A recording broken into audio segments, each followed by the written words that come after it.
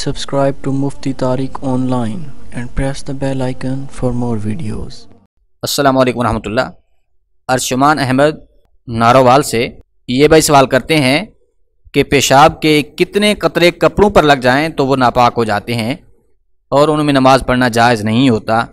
Please इस हवाले से रहनुमाई ज़रूर कर दें।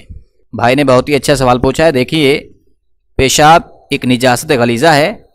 इस हवाले से याद रख लें, निजासत गलीज़ा अगर कपड़े या जिस्म पर 1 दिरहम से ज़्यादा लग जाए तो फिर उसका पाक करना फ़र्ज़ होता है, और अगर 1 दिरहम के बराबर हो, यानी कि निजासत 1 दिरहम से ज़्यादा नहीं है बल्कि 1 दिरहम के बराबर है, तो फिर उसका पाक करना ये वाजिब है। लेकिन अगर 1 दिरहम से भी कम है तो फिर उसका पाक करना ये सुन्नत है। यानी अगर निजासत गलीज़ा 1 दिरहम से ज़्यादा लगी हुई थी और फिर उन्हीं कपड़ों में या फिर उसी हालत में किसी ने नमाज़ पढ़ ली तो उस शख्स की नमाज सिरे से अदा नहीं होगी, और अगर किसी ने जानबूझकर इस तरह से किया तो वो गुनाहगार भी होगा।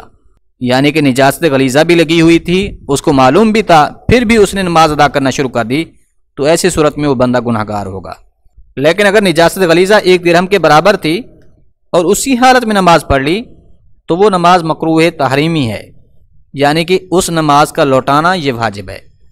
अगर किसी ने निजासत वाले कपड़ों में नमाज पढ़ ली है जो कि 1 दिरहम के बराबर है तो उस नमाज का दोबारा पढ़ना ये वाजिब है। इसी तरह से अगर निजासत 1 दिरहम से कम जिस्म या कपड़ों पर लगी हुई थी और फिर अगर किसी ने इस हालत में नमाज पढ़ ली तो उसकी नमाज तो हो जाएगी, मगर इस तरह करना यह खिलाफ सुन्नत है। अब अक्सर लोगों के जहन में ये सवाल होगा कि 1 दिरहम होता कितना है।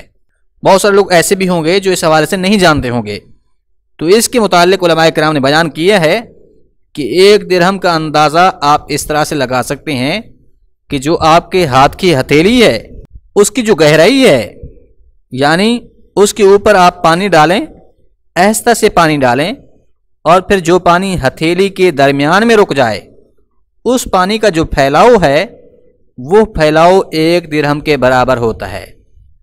तो अब अगर निजासत 1 दिरहम के बराबर लगी हुई है तो उन कपड़ों या जिस्म के हिस्से को पाक करना ये वाजिब है।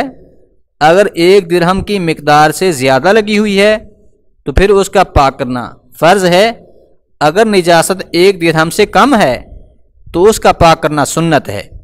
लेकिन अगर किसी ने निजासत 1 दिरहम से कम लगी हुई थी, उसमें नमाज पढ़ ली, तो इस तरह से नमाज तो हो जाएगी मगर खिलाफ सुन्नत होगी। लिहाजा इस सारी गुफ्तगू का खुलासा ये है कि अगर 1 दिरहम से ज़्यादा निजासत गलीज़ा लगी हुई थी तो उसका पाक करना ज़रूरी है, और इस सूरत में नमाज पढ़ने से नमाज अदा ही नहीं होगी। और अगर 1 दिरहम के बराबर लगी हुई है उसका पाक करना वाजिब है। इस सूरत में नमाज पढ़ना मकरूह तहरीमी है, वाजिबुल इयादा है, यानी उसका दोबारा पढ़ना ये वाजिब है।